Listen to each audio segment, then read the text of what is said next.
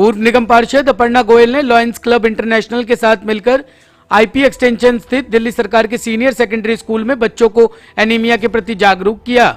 साथ ही बच्चों में एनीमिया की जांच की गई। एनीमिया के शिकार बच्चों को निःशुल्क दवाई भी दी गई। डॉक्टर मनप्रीत सेठी ने बताया कि बच्चों में ज्यादातर आयरन की कमी से एनीमिया होता है, जिसकी सबसे बड़ी वजह गलत खान पान है। आजकल ज्यादातर बच्चे पौष्टिक आहार नहीं लेते हैं, वे फास्ट फूड का सेवन करते हैं, जो बच्चों में एनीमिया की सबसे बड़ी वजह है।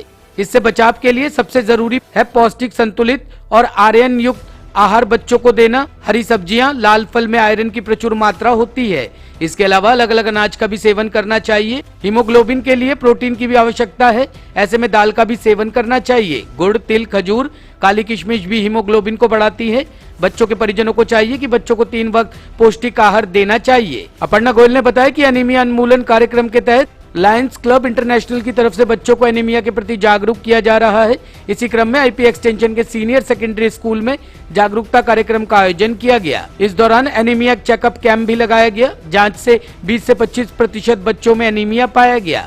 इस कार्यक्रम के माध्यम से बच्चों को एनीमिया के बचाव के बारे में बताया गया। मेरा नाम अपर्णा गोयल है, मैं आईपी एक्सटेंशन से पूर्व निगम पार्षदा हूँ और मुझे गर्व है कि मैं लायंस क्लब इंटरनेशनल की सदस्य हूँ, गर्वित सदस्य हूँ, जो तो 210 देशों में अपना काम करते हैं। आज लायंस क्लब इंटरनेशनल के माध्यम से हमने अपने क्षेत्र में 2 प्रोग्राम किए। पहला प्रोग्राम सरकारी स्कूल में हमने टॉक शो का किया, जिसमें एनीमिया मुक्त भारत के लिए बच्चों को अवेयर किया गया, जिसमें डॉक्टर मनप्रीत सेठी ने बहुत ही सुंदर तरीके से बच्चों को बताया। वहाँ पे एनीमिया चेकअप कैंप भारत विकास परिषद के द्वारा लगाया गया। हेमंत गुप्ता जी का मैं बहुत धन्यवाद करना चाहूँगी, जयरमन जी का धन्यवाद करना चाहती हूँ। और हमारे एनीमिया चेकअप में कम से कम नहीं तो 20 से 25% बच्चे ऐसे थे जिनका एनीमिया कम था, जिनको हीमोग्लोबिन के बारे में अवेयर करने की ज़रूरत थी।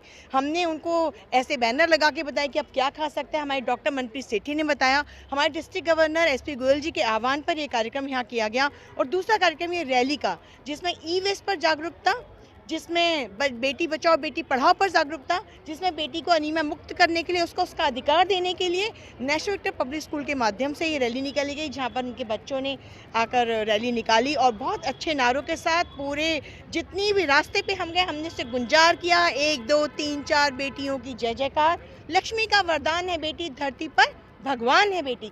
ऐसे नारों के माध्यम से हमने आज समाज को ये चेताया कि अगर आज अभी भी नहीं चेते तो आपको गर्त में जाने से कोई रोक नहीं सकता, क्योंकि जब तक बेटियों का सम्मान नहीं होगा तब तक विश्व का उत्थान नहीं होगा।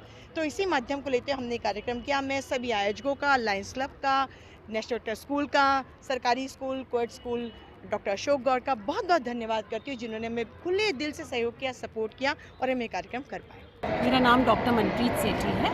बच्चों को एनीमिया की बीमारी आम तौर पे मैक्सिमम परसेंटेज में आयरन डेफिशिएंसी से होती है, और वो इसलिए होती है क्योंकि उनका खान पीन बहुत गलत हो गया है आजकल।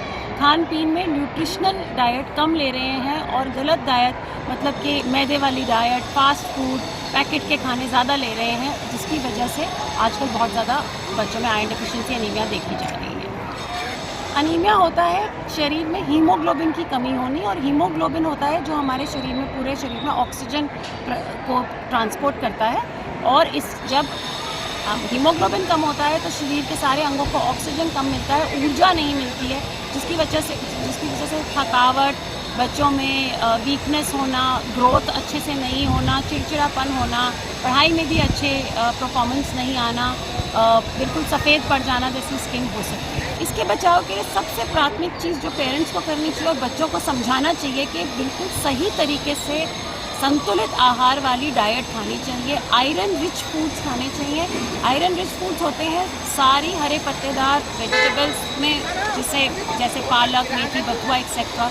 आपके फलों में जैसे कि लाल रंग की चीज़ें जैसे कि बीटरूट, चुकंदर, टमाटर, सेब, गाजर, अनार, इन सब चीज़ों में तो ये चीज़ें, प्लस अनाज का सेवन, अलग अलग अनाज जैसे कि बाजरा, ज्वार, कुट्टू, ये सब चीज़ें साथ साथ में, गेहूं और चावल के साथ साथ में इनका भी सेवन करना चाहिए।